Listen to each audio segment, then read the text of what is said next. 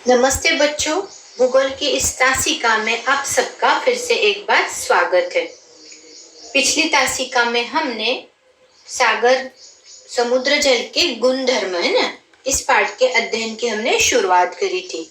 इस पाठ के अध्ययन के दौरान हमने जाना कि तापमान, सागर जल का तापमान, इस पर कौन कौन से जो महत्वपूर्ण घटक होते हैं जो प्रभाव डालते हैं सागर जल के गुणधर्म पर। उसमें सबसे महत्वपूर्ण वाला था तापमान। तो आज की तासिका में हम दूसरा घटक जानने की कोशिश करेंगे। तो ये अपना दूसरा घटक है क्षारता। तो हम आज की तासिका में देखेंगे क्षारता। पाठ क्रमांक 6 अपना समुद्री जल के गुणधर्म। ये जो गुणधर्म है उसमें सबसे पहला वाला था तापमान, जिसका अध्ययन हमने पिछली तासिका में किया। और आज का है हमारा क्षारता, इसका आज हम अध्ययन करेंगे।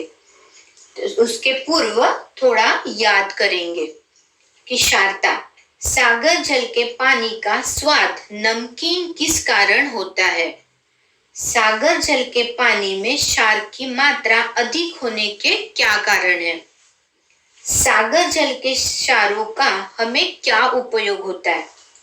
सागर जल के क्षार हमें कैसे प्राप्त हो सकते हैं, है ना। इन सारे प्रश्नों के उत्तर आपको अपनी नोटबुक में लिखना है। उसके बाद हम चलते हैं आगे कि सागर जल की क्षारता, ये क्षारता क्या होती है, या सागर जल की क्षारता कम, मध्यम या ज्यादा किस प्रकार होती है। तो ये जानने की कोशिश हम आज ये छोटे से प्रयोग के द्वारा करेंगे। तो आपको एक प्रयोग दिया है यहाँ पर कि एक बड़े बर्तन में 1.5 लीटर जल लीजिए। कितना जल? 1.5 लीटर। इस जल में 100 ग्राम नमक डालिए और उसे घोलिए। अब ये हो गया हमारा कि हमने पानी ले लिया और उसमें हम नमक डाल के उसे पूरा अच्छे से घोल लिया है। उसके बाद हम क्या करेंगे अभी, अब एक समान आकार के, कैसे, एक समान आकार के 3 बर्तन, ये हम यहाँ पर देख पा रहे हैं, ये 3 बर्तन हम लेंगे और इसे पहचानने के लिए अलग अलग रंगों के निशान लगाए यहाँ पर, लाल, गुलाबी और नीला कलर, ठीक है। उसके बाद फिर हमें क्या करना है, जो हमारा नमक युक्त पानी था ना, जो हमने तैयार करे थे, वो पानी, नमक युक्त जल समान मात्रा में, कैसे करना है, समान मात्रा में तीनों बर्तनों में डालिए। पानी भरने के बाद बर्तन आधे खाली रहेंगे, इसे ध्यान में रखना होगा। अब हो गया, हमने तीनों बर्तन में समान जल डाल दिया है और उसके बाद हम अभी क्या करेंगे, इस जल का स्वाद सभी ले कि तीनों बर्तन में जो जल है उसका जो स्वाद है वो समान है। फिर 3 बर्तनों में से एक बर्तन सूर्य प्रकाश में रखे, है ना। आकृति में हम देख पा रहे कि एक बर्तन, उस पे जाली से हमने ढाक लिया है बर्तन को और ये हमने कहाँ रखा, सूर्य प्रकाश में रख दिया इसे। फिर दूसरा वाला बर्तन है ना, उसमें हम क्या करेंगे, बचे हुए बर्तन कक्षा में रखे। अभी ये 2 बर्तन हम कहाँ रखेंगे, अपने क्लासरूम में। कक्षा के एक बर्तन में प्रतिदिन आधा गिलास मीठा जल डालिए। इसमें जो दोनों हमने कक्षा में रखे हैं, पर एक ही बर्तन में हम रोज क्या करेंगे, प्रतिदिन आधा गिलास मीठा जल, मीठा जल मतलब अपना सादा वाला पानी है ना, वो हम डालते जाएंगे एक बर्तन में। और ये जो तीसरा वाला बर्तन है उसमें कुछ भी नहीं करेंगे। फिर इसके बाद अब 3-4 दिनों के बाद अब हमने ये तीनों बर्तन 3-4 दिन के लिए रख दिए थे। 3-4 दिनों के बाद तीनों बर्तन एक जगह हमको लाना है। फिर बर्तन के जल के स्तर का निरीक्षण कीजिए। जल के स्तर का, स्तर मतलब बाउल, मतलब पानी की जो लेवल है वो कम होगी या बढ़ गई है ना, वो हो गया स्तर, उसका हम निरीक्षण करेंगे और अंकन कीजिए। तीनों बर्तन में से जल का स्वाद सबको लेना है। स्वाद में कौन सा अंतर दिखता है इसका अनुभव कीजिए। प्रत्येक बर्तन में से जल का स्तर एवं स्वाद के बारे में 2 वाक्य लिखिए। अभी ये प्रयोग समझ में आ गया कि सबसे पहले पानी लेना था, उसमें नमक डालकर घोल लेना। फिर तीनों बर्तनों में हमने वो पानी समान डाल दिए थे। उसमें का एक बर्तन हमने सूर्य प्रकाश में रख दिया था और 2 बर्तन क्लास में। और उसमें का एक जो बर्तन है उसमें हम रोज प्रतिदिन थोड़ा थोड़ा आधा ग्लास हम पानी डालते थे। अब आपको क्या करना है, निरीक्षण। 3-4 दिनों के बाद आपको निरीक्षण करना है कि क्या हुआ, और अपने को पानी का स्वाद भी लेना है। तो हम यहाँ अच्छी तरह से देख पा रहे हैं ये तीनों बर्तन, कि ये बर्तन होगा जो हमने सूर्य प्रकाश में रखा था। फिर ये वाला बर्तन जो हमने क्लास में रखे थे, पर इसमें हमने कुछ भी नहीं डाला था पानी। और ये तीसरा वाला बर्तन जहां हम प्रतिदिन आधा ग्लास पानी डालते थे। तो पानी का जो स्तर है यहाँ पे एकदम कम हो गया। ये जैसा था वैसा ही ये थोड़ा सा कम हो गया, थोड़ा है ना। और ये जो था इसका पानी का स्तर क्या हो गया, बढ़ गया है। अभी हमको इसका क्या करना है, टेस्ट, है ना, टेस्ट कैसी लगेंगी। तो आपको ये तो पता है, अभी यहाँ ज्यादा खारा, फिर थोड़ा कम, और यहाँ बिल्कुल भी नहीं, ठीक है ना। अब इसका है भौगोलिक स्पष्टीकरण, और इसके आधार पे सबसे पहले आपको कुछ प्रश्न पूछे गए कि कौन से बर्तन का जल कम अथवा अधिक हुआ। तो कौन से वाले बर्तन का जल कम हो गया, ये वाला है ना जो सूर्य प्रकाश में थे। और कौन से बर्तन का जल बढ़ गया, ये वाला जहाँ पे हम प्रतिदिन पानी डालते थे। इस बर्तन के जल का कम अथवा अधिक होने का क्या कारण हो गया, इसमें का जल क्यों कम हो गया और इस बर्तन का जल क्यों बढ़ गया, बराबर है। ये सूर्य प्रकाश में रखने के बाद यहाँ पर क्या होगी, बाष्पीभवन की प्रक्रिया, जिसके कारण पानी यहाँ पर कम हो गया। फिर इसके बाद इस बर्तन के जल का खारेपन की मात्रा कम अथवा अधिक होने का क्या कारण हो गया। इस जल का पानी ज्यादा खारा हो गया, इसमें खारापन ज्यादा आ गया, क्यों, इसका बाष्पीभवन होने के बाद इसमें का पानी कम हो गया और नीचे क्या बच गया, सिर्फ नमक, इसलिए ये पानी ज्यादा खारा। और यहाँ पानी हम रोज डालते गए, इसलिए ये पानी का खारापन क्या हो गया, एकदम कम हो गया। अब हम जानने की कोशिश करते हैं भौगोलिक स्पष्टीकरण, इससे हमें क्या सीखना है ये प्रयोग से। तो हर एक समुद्र की क्षारता जो है समान नहीं होती है। एक आधे समुद्र है वहां की क्षारता काफी ज्यादा है, कहाँ पे कम है, कहाँ पे मध्यम स्वरूप की है। तो आपकी समझ में आ ही गया होगा कि सूर्य की उष्णता से जल का बाष्पीभवन तीव्र गति से होता है।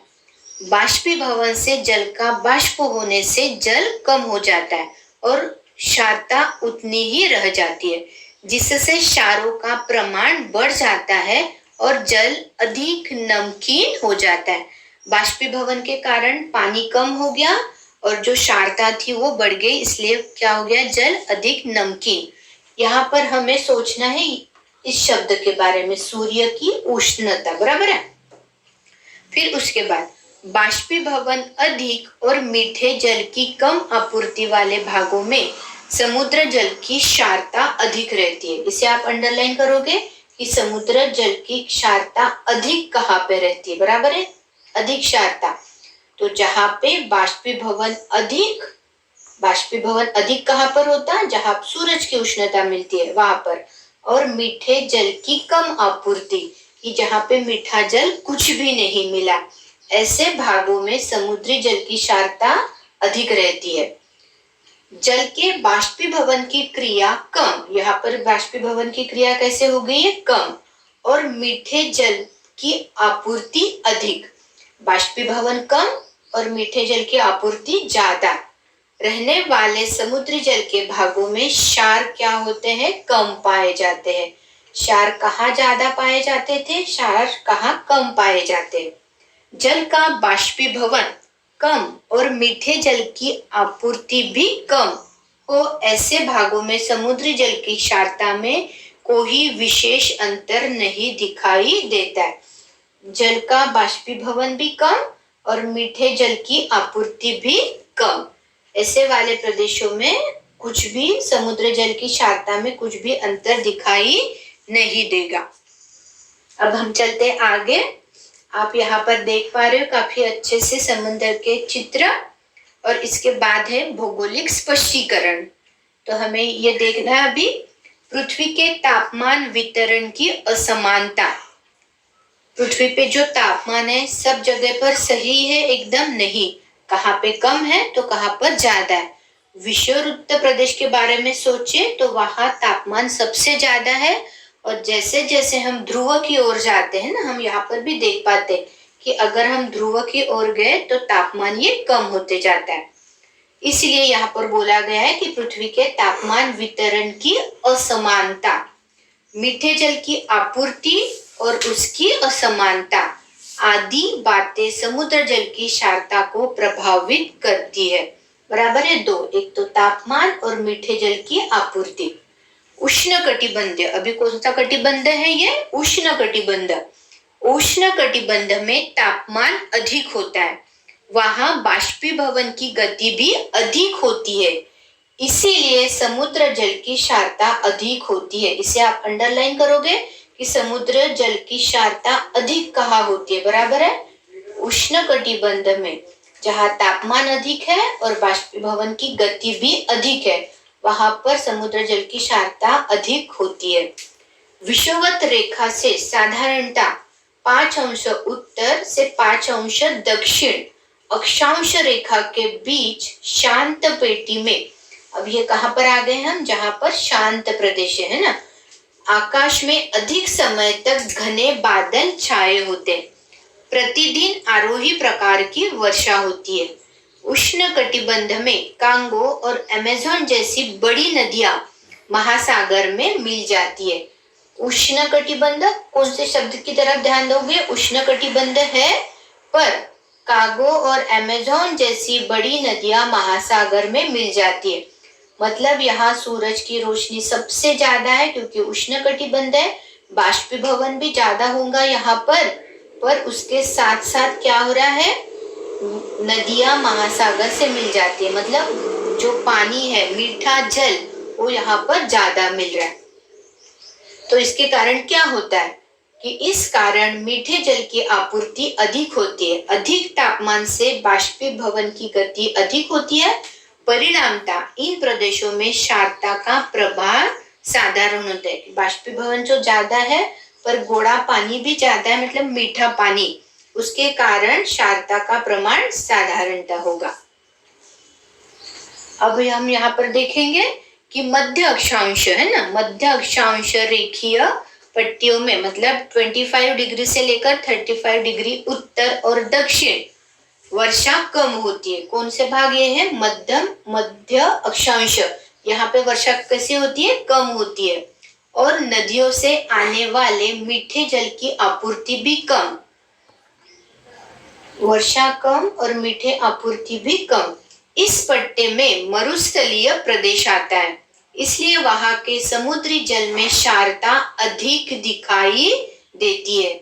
इसे आप अंडरलाइन करोगे कि समुद्र जल की क्षारता अधिक कहाँ दिखाई दी है? क्योंकि यहाँ पर मीठे पानी की जल की आपूर्ति कम है ना। अब आ गया हमारा समशीतोष्ण कटिबंध, कि समशीतोष्ण कटिबंध में सूर्य किरण तिरछे पड़ने के कारण तापमान कम हो जाता है। फिर से आप इसे अंडरलाइन करोगे कि कौन सा कटिबंध है ये? समशीतोष्ण। यहाँ पर क्या हो गया? सूरज की तिरछी किरणें तिरछी है ना, सीधी नहीं है। वैसे ही बर्फ पिघलने से, क्योंकि समशीतोष्ण कटिबंध है तो बर्फ भी है, तो अभी बर्फ पिघलने लग गया, तापमान कम है और बर्फ पिघलने से मीठे जल की आपूर्ति अधिक होती है। इसलिए इस कटिबंध में, इस कटिबंध मतलब समशीतोष्ण कटिबंध में बढ़ते अक्षांशों के कारण समुद्री जल की क्षारता कम हो जाती है। ध्रुवीय प्रदेशों की ओर तापमान बहुत कम होता है ना, जैसे जैसे हम लोग ऊपर जाते हैं ध्रुव की ओर, तो यहाँ पे तापमान कम होते जाता है। ध्रुवीय प्रदेश में बाष्पीभवन की गति भी कम होती है, इस कारण समुद्र जल की क्षारता कम होती है। ध्रुवीय प्रदेश, तापमान भी कम, बाष्पीभवन की गति कम, तो समुद्र की क्षारता भी क्या हो गई है? कम। बराबर। अब चलते आगे कि भूवेष्टित समुद्र की क्षारता अधिक होती है तो खुले समुद्र की क्षारता उसकी तुलना में कम दिखाई देती है, क्योंकि भूवेष्टित समुद्र में बाष्पीभवन की गति अधिक होती है। वैसे ही बड़ी नदियों की ओर से आने वाली जल की आपूर्ति का अभाव होता है। इसलिए भूवेष्टित समुद्र तथा खुला समुद्र, इन दोनों की क्षारता में भिन्नता दिखाई देती है। तो आज हमने इतना अध्ययन किया कि क्षारता किस प्रकार कम होती है, क्षारता किस प्रकार ज्यादा होती है या मध्यम, और इसी प्रकार कटिबंध है ना, इसीलिए हमें इसका भी अध्ययन करना था। सूरज की रोशनी कहाँ पे, किरणें सीधी कहाँ पर है, तिरछी कहाँ पे है, फिर ध्रुव की ओर क्या होता है, और कटिबंध, समशीतोष्ण कटिबंध, ध्रुवीय प्रदेश है ना, मध्यम कटिबंध अपना। इस पूरा अध्ययन करने के बाद हमने काफी अच्छी तरह से जाना है कि समुद्र की क्षारता किस प्रकार कम होती है, कौन से प्रदेश में कम और कौन से प्रदेश में क्षारता ज्यादा होती है। तो फिर हम लोग मिलते हैं अगली तासिका में नए अध्ययन के साथ। धन्यवाद।